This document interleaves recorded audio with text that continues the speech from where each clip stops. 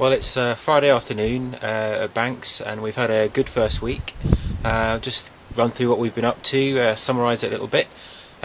We've been focusing our attention on the west cell, which is the one that's had the capstone removed. We're trying to work out the disturbed deposits in there. There's still little pockets of disturbed material that we're finding even now, but we are getting fragments of human bone that are placed on the top, so we think these are probably part of the kind of closing deposit that we found in the north and the east cell. So we're trying to unpick the kind of disturbed deposits around. We thought we kind of got rid of them all, but we found another pocket where we think it's disturbed. But interesting, that thing that's turned up is the extent of the otter spraint seems to be quite extensive on the little island of undisturbed deposits that we've got.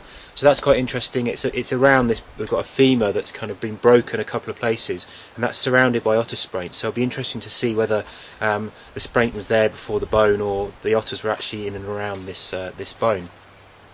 We've also had a couple of pieces of skull today, so we are starting to get sort of fragments of bone, but I think some of these have been in this disturbed material. So we'll continue to look at the west cell next week. We're aiming to excavate out the layer with the otter spraint in. Seems that they were using this as a halt for a reasonable amount of time. We'll be excavating out the silts that underlie this, and then we've got a big mass layer of kind of infill, which we think seals the main sort of skeletal material, the main burial deposits. This looks like it's got quite a depth to it, so it may be that it's actually a bit deeper than we thought, but we'll get into that next week and see how we go with that. So that'll be interesting. I've been working in the entrance passageway. We've removed this bulk of backfill, this upper level of backfill that we left in place to draw a section, and underneath that I found a little slight hollow in this layer of slabs that was laid in the entranceway, creating a kind of surface above the initial backfill, and I found several little areas of otter spraint as well. So it is starting to look like that this was used for a reasonable amount of time by the otters before the upper part of the monument was filled in.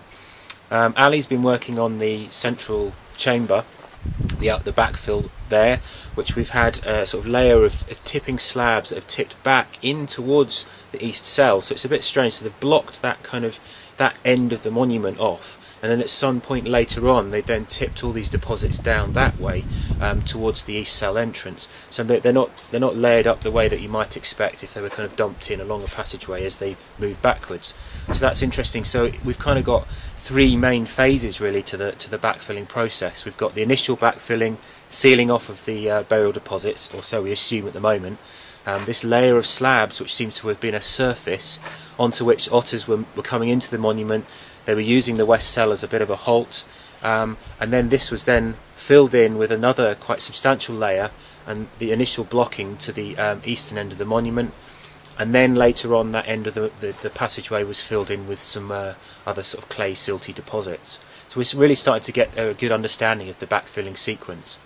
Next week we're going to be looking in one of the southern cells. We've left a bulk in to seal that off, and we're going to be excavating into that under controlled conditions, because we want to try and get some samples for DNA analysis and assess and clean up and record the potential burial closing deposits in there. So that'll be really interesting. So hope we get a good week next week.